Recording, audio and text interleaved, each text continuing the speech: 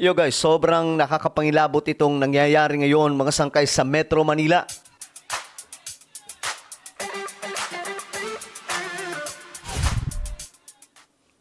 Okay.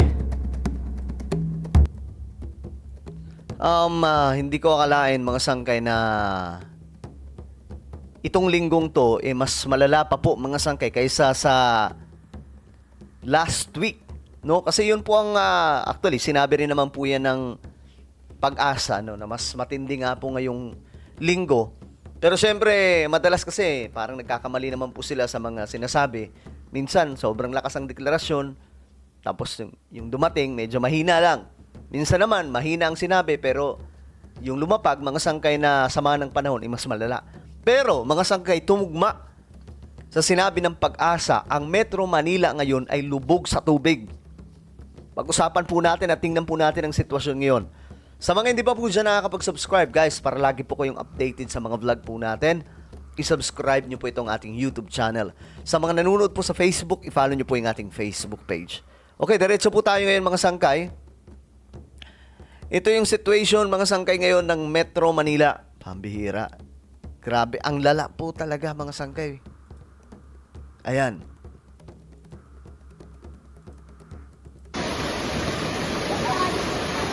Ito mga sangkay ay doon sa Del Monte, Quezon City. Abot na daw po dibdib yung tubig.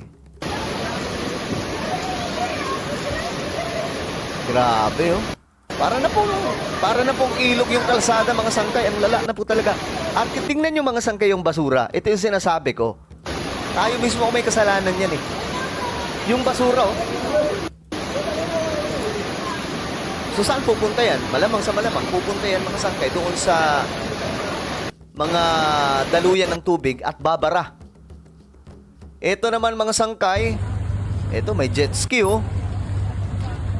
Ang tindi mga sangkay, may jet ski na po sa loob ng syudad ng Metro Manila dahil po sa taas ng tubig. Tumulong kayo sa mga tao dyan. Talagang pinapakita sa atin ng kalikasan, no? Yung sitwasyon na ito ay bunga din mga sangkay. Maliban po, syempre sa may climate change, bunga din po ito mga sangkay ng korupsyon, no? Ng mga opisyal na imbis na ipagawa sa mga matitibay at mga malalaking infrastruktura panlaban sa baha, ginamit at binulsa. O ngayon mga sangkay, tingnan nyo. Nakakatawa siya pero mga sangkay sa totoo lang nakakadismaya na ganito na po ang sitwasyon ng Metro Manila. Jet ski sa loob po ng Metro Manila. Grabe. Ito. Tingnan nyo po ang nangyari mga sangkay. May tinulungan po ang ng ilang traffic enforcers ang isang rider na nakasampa sa Quezon City flyover northbound. Oh my goodness. Grabe yung traffic. Oh, tingnan nyo yung traffic dahil sa baha. Grabe, sobrang lala na nito.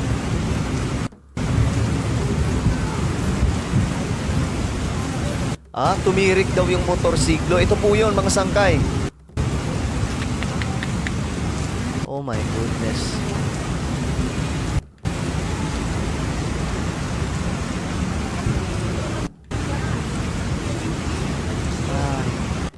Okay.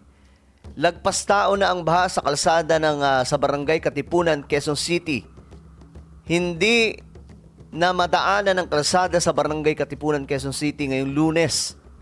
Grabe, tingnan nyo, lagpas tao ng mga sangkay. Oh my gulay. Grabe. Oh, kamusta yung mga kurap na mga politiko, ng mga opisyal po natin? Ito yung resulta ng mga pangungurap ninyo. Ayun, lagpas tao. Barangay Del Monte naman po ito sa Quezon City. Kita nyo? Kita nyo yung basura? Di ba ang lala? Yan yung sinasabi po natin mga sangkay. No? Nagkikreate po tayo ng sariling disaster eh. Grabe. Tingnan nyo naman may bangka. Ito sa Espanya Boulevard, mga sangkay.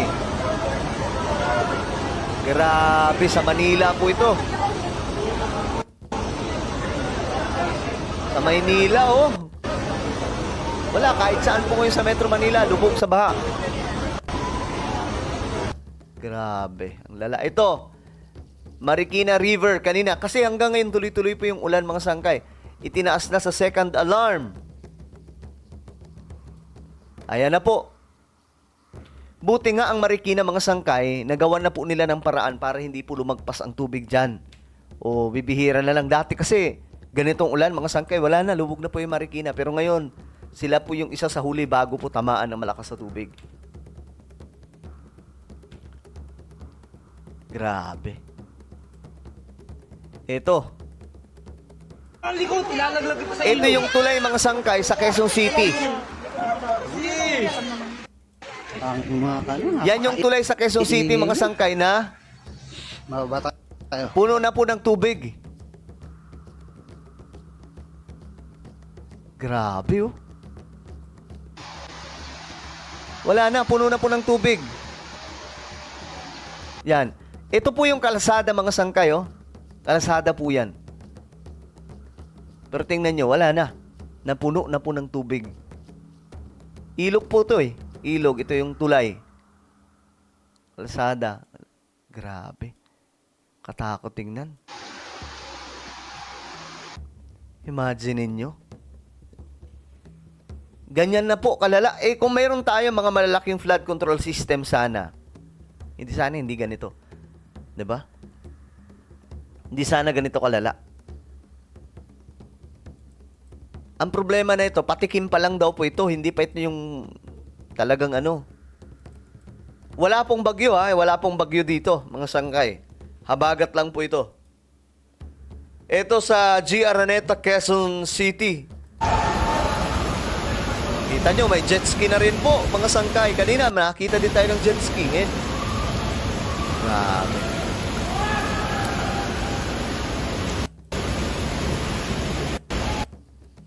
Oh my goodness. Ito. Oh, ginawa ng swimming pool. Hirap. Ah, grabe. Grabe yan. Ang dumi niyan. Ito saan to? Sa Tatalon. Tatalon, Quezon City. Hanggang bubong na, oh. Oh my goodness. Ang lala.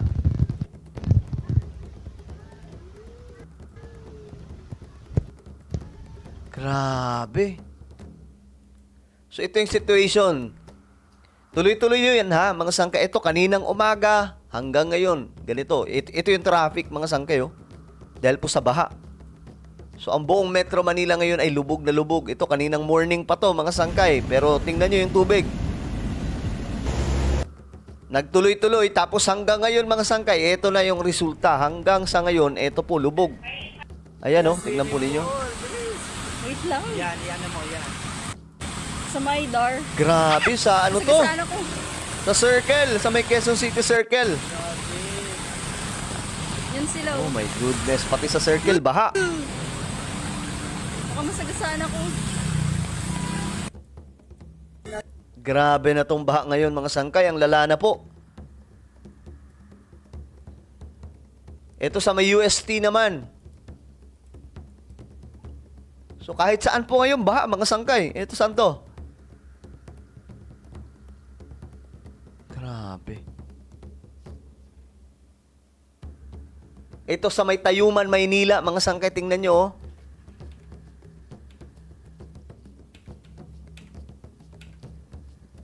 Sana maalarma man lang yung mga mga politiko, no?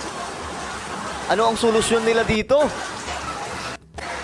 Ano? Tuloy pa rin ba yung pangungurap nila? Ito, UST, pinasok na po yung eskwelahan ng UST. Grabe. Ito, saan naman to? Magallanes Tunnel. Grabe, tingnan nyo mga sangkay.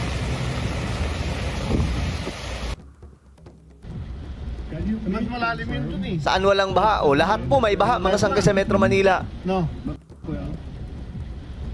Mas malalim yun dun eh.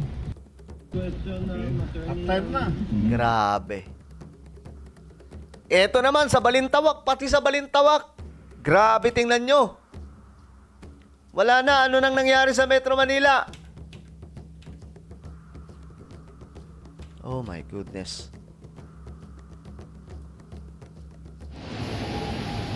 Grabe yung Balintawak, oh. Nagmistulang ilog. EDSA yan. Ayan po, oh. Sa may EDSA po ito, mga sangkay.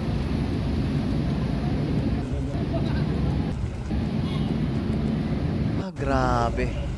Itong taas, ito po yung EDSA.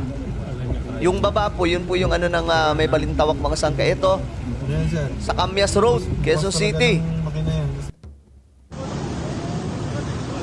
Kahit saan ka lumingon, may baha. Grabe.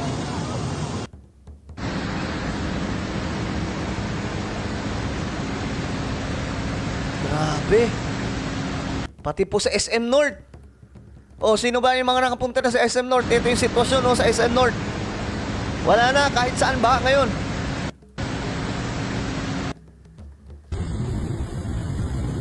Grabe. So, ito yung update. Mag-iingat pong lahat. Malakas ang tubig. Pambihira, mga sangkay. Anyway, may YouTube channel tayo, Sangkay Revelation. I-subscribe nyo po ito. Kapag nakita nyo na sa YouTube, i-click nyo po yung subscribe, i-click ang bell, at i-click nyo po yung all. Ay, grabe po itong nangyayari ngayon sa Pilipinas. Sana po magising yung mga politiko habang nakikita po nila itong sitwasyon ngayon ng ating bansa. Lubog na po ang Metro Manila dahil po sa mga kurapyan, mga sangkay.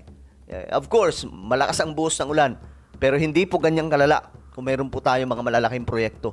Kung nagamit ang pera mula sa flood control na maayos, hindi sana ganito. Grabe, nakakakilabot tingnan. Alright, ako na po ay magpapaalam. Mag-ingat pong lahat. Talagang mag-ingat po tayo. Delikado ang panahon ngayon.